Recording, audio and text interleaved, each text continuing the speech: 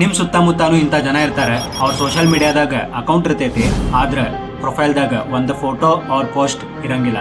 ಅವ್ರ ಒಂದ್ ಸೆಲ್ಫಿನೂ ಅಪ್ಲೋಡ್ ಮಾಡಂಗಿಲ್ಲ, ಇಲ್ಲ ಅವ್ರ ಬರ್ತ್ಡೇ ಫೋಟೋಸ್ನೂ ಇರಂಗಿಲ್ಲ, ಇಲ್ಲ ಎಲ್ಲಾರ ಟ್ರಾವೆಲ್ ಮಾಡಕ್ ಹೋದ್ರೆ ಅವ್ರದೊಂದು ಫೋಟೋನು ಹಾಕಂಗಿಲ್ಲ.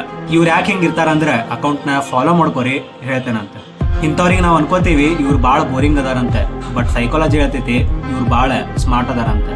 ಸೈಕಾಲಜಿಗೆ ಕಾರ್ಲ್ ಯುಂಗ್ ಅವ್ರ ಒಂದ್ ಥಿಯರಿ ಕೊಟ್ಟಿದ್ರೆ ಅದಕ್ಕೆ ಇಂಟ್ರೋವರ್ಷನ್ ಪ್ರಿಫರೆನ್ಸ್ ಅಂತ ಹೇಳ್ತಾರೆ.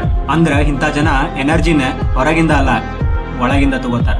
ಅದಕ್ಕ ಅವ್ರ ಸ್ಪಾಟ್ಲೈಟ್ ನಾಗ ಬರಕ ಇಷ್ಟ ಪಡಂಗಿಲ್ಲ, ಅವ್ರ ಪ್ರೈವಸಿ ಮತ್ತು ಪೀಸ್ ನ ಚೂಸ್ ಮಾಡ್ತಾರ.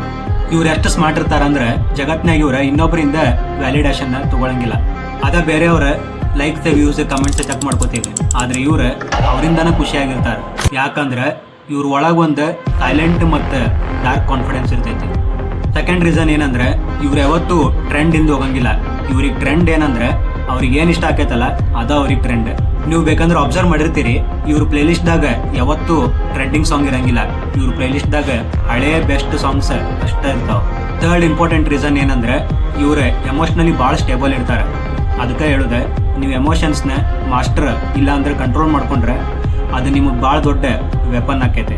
ಸೊ ಈ 3 ರೀಸನ್ ಇರೋರ ಅವ್ರು ಯಾವತ್ತೂ ಬೋರಿಂಗ್ ಆಗಿರಂಗಿಲ್ಲ, ಅವ್ರ ಸ್ಮಾರ್ಟ್ ಆಗಿರ್ತಾರ. ಸೊ ನಿಮ್ಮ ಫ್ರೆಂಡ್ಸ್ ಸರ್ಕಲ್ನಾಗ ಯಾರ ಹಿಂಗಿದ್ರೆ ಅವ್ರಿಗೆ ವಿಡಿಯೋನ ಶೇರ್ ಮಾಡ್ರಿ, ಅವ್ರಿಗೂ ಖುಷಿ ಆಕೈತಿ. ಅಕಸ್ಮಾತ್ ನೀವೇನಾರ ಆಗಿದ್ರೆ ಕಮೆಂಟ್ದಾಗ ಸೆಲ್ಫ್ ಟ್ಯಾಗ್ ಅಂತ ಕಮೆಂಟ್ ಮಾಡ್ರಿ. ಈ ವಿಡಿಯೋ ನಿಮಗೆ ಇಷ್ಟ ಆಗಿದ್ರೆ ಪ್ಲೀಸ್ ವಿಡಿಯೋಗೊಂದು ಲೈಕ್ ಕೊಟ್ಟು ಅಕೌಂಟ್ನ ಫಾಲೋ ಮಾಡ್ಕೊರಿ. ನೆಕ್ಸ್ಟ್ ಸೈಕಾಲಜಿ ಕಂಟೆಂಟ್ನಾಗ ಸಿಗೋಣಂತ.